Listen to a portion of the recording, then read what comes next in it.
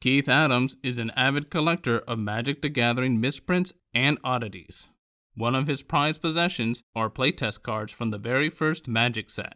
In this video, we interviewed Keith about these playtest cards and how they have impacted collectors of this game.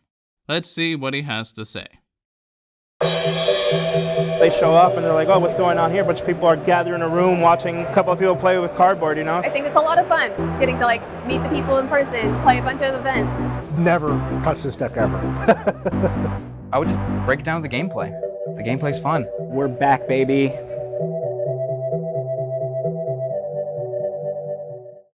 I've been playing Magic since 1994. The earliest packs that I remember buying were Revised or the Dark. A lot of Fallen Empires are very cheap as well. Simply by chance, I happened to see a listing on eBay. It was an entire deck, 61 cards, included 3 pieces of power as well. And the opening bid was $1,500. And I thought that this was going to be a big deal. I thought many of the other small niche community, I thought that there were going to be other people that would bid against me. I ended up being the only bidder. So I bought that deck for $1,500. And at this point, with them in hand, I really just became fascinated with them and wanted to learn as much as possible about them. This was 2002, I believe.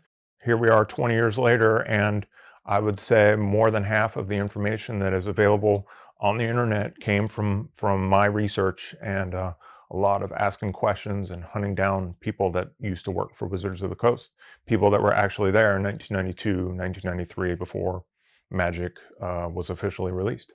This is a binder that contains some of my early playtest cards, and we actually start with what is known as Alpha Playtest Cards. This would be the first ever Magic set that they were designing. The key thing is to just kind of break down the word play test. The simple thing is they are testing the playability of a card. A lot of people get test prints and play test cards. They get them interchanged or mistaken, but play testing is trying to figure out what cards are good, what cards are bad. And then, okay, now we have this neat creature. Do we want it to cost 3? Do we want it to cost 4? That's the whole point of playtesting, so that hopefully by the time that the card is actually released, there aren't any unanticipated problems. And we know that on occasion that still happens, but the point is to keep that to a minimum. You know, when you hear the word alpha and beta, of course, most people think of the actual cards. So when I am first talking with someone about Alpha Playtest Cards, I usually say this is the design for the first ever Magic set. Here's round 1, round 2, and round 3. Round 1 for the first ever Magic set would be called Alpha Playtesting, and this is that single deck that Richard Garfield made himself, and it consists of 80, possibly 120 cards. I get conflicting information, but the one thing that I have heard many times, and I do believe to be true, is Richard Garfield still owns that deck. So what this is would be round 2 Alpha Playtest Cards. The first card here is actually handwritten, so it's quite unusual to find a card that is handwritten, but this is just regular old examples. And then we have round 2, which that would be called the beta round. And those cards are exceedingly rare, but they are findable. Not exactly something that most people want to get rid of, because the typical person that owns them went through a lot of trouble and probably cost them a lot of money to get them. Prices of these have gone up considerably, especially in the last few years. Beta has a slightly different look. And again, the sheer fact that it is available and out there tells me that it's going to be a beta card as opposed to an alpha card. And what sets those cards apart is they have these small circles up in the top right, and they are colored in by a pen or a pencil. One thing that I do want to point out that has fundamentally changed from the time that these were created to the times cards were actually made would be that the casting cost is different. This would be a card that a lot of people would be familiar with, and it is Red Elemental Blast. So this would be 1 total mana, 1 of which has to be red. Featured here are the cards that I would call round 3 or gamma for the alpha playtesting. These cards seem to be a lot more close to what we would expect from a normal Magic card. A lot of these cards feature artwork that we are quite familiar with. We have Calvin and Hobbes. We have some comic book art. We also have cards from the Dungeons and Dragons from the early binders. We're talking Fiend Folio and Monster Manual and a few others that were readily available before 1993 were used to make the clip art of some of these cards.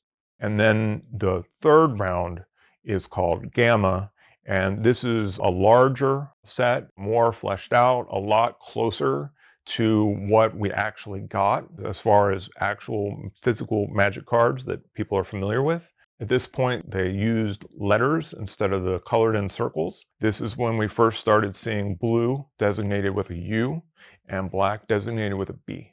At this point, I have, I think, 900 Alpha Playtest cards. In reality, I believe there's probably between Beta and Gamma, probably only 5,000 in the entire world. I just started collecting these before anybody cared, so I amassed enough to actually make an Alpha Playtest cube, and I even play with my Alpha Playtest cards. What we have here is quite possibly the rarest and most expensive cube that I could ever put together. This is all Alpha Playtest cards, and due to the prices shooting way up, it's going to be a very slow going to get the next few that I need. I've even saved a lot of my extras for potentially trading to get different ones that I'm looking for. Here is the infamous Black Lotus. It costs 0 to cast and 0 to use, and it has an image of Scaff Elias's face on it. Finding any of these is tough, but rarity was a factor. So what I mean by that is they printed more commons than uncommons, and they printed more uncommons than rares.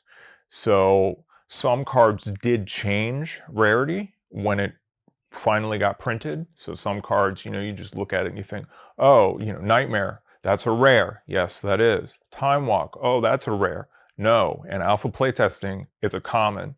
I mean, not that finding anything is easy, but finding a Time Walk is way easier than finding even a terrible rare like Reverse Damage. And so when it comes to the rares themselves, I think about 1/3 of them I've never seen, ever.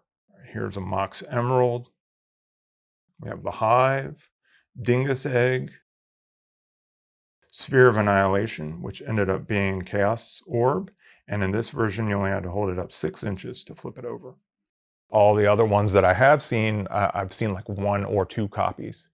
I have been told by one of the people that was there that they only printed 5, maybe 6 copies of each rare. And once Magic became a hit, once Magic was released, a lot of these cards these Alpha Playtest cards were thrown away.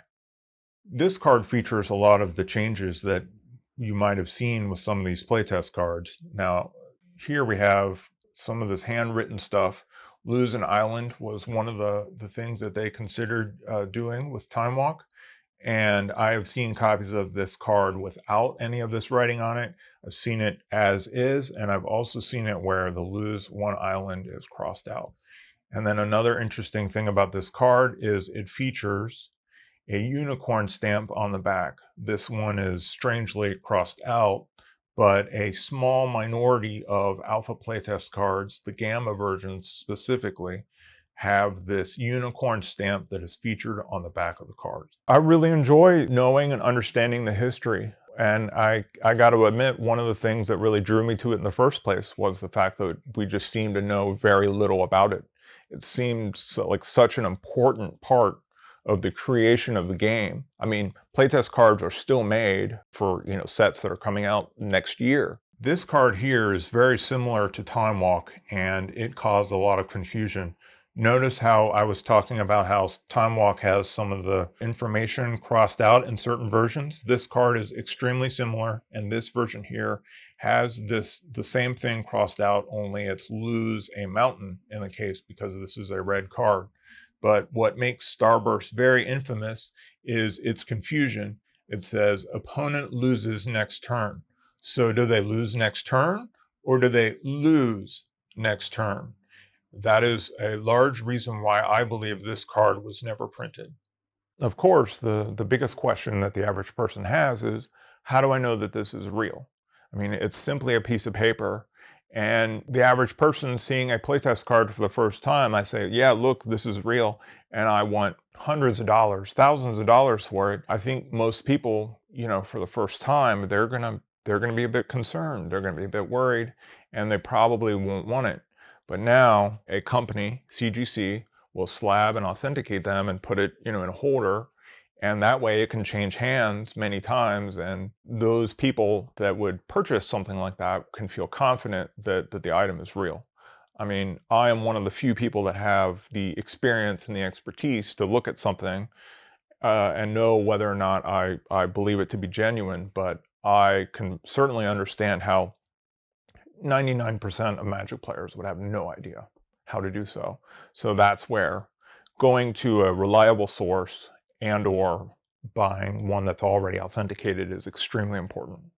As a collector, one of the things I have is complete sets, and I have a complete set of nearly everything. So, what's more difficult than collecting alpha cards? Alpha Playtest Cards. Sometimes you just almost have to make things more difficult, more challenging to make things fun as far as collecting goes.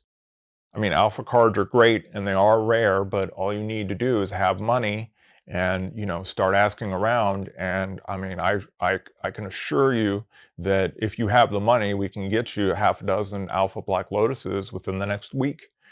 But when it comes to Alpha Playtest cards, this requires a lot more work, a lot more networking, and frankly, a lot of luck. So I just really enjoyed the challenge, all the while learning about Magic's history. That's all for this episode. We will have more Inside the Deck videos soon, so please be sure to subscribe. Thanks for watching, and we hope to see you again.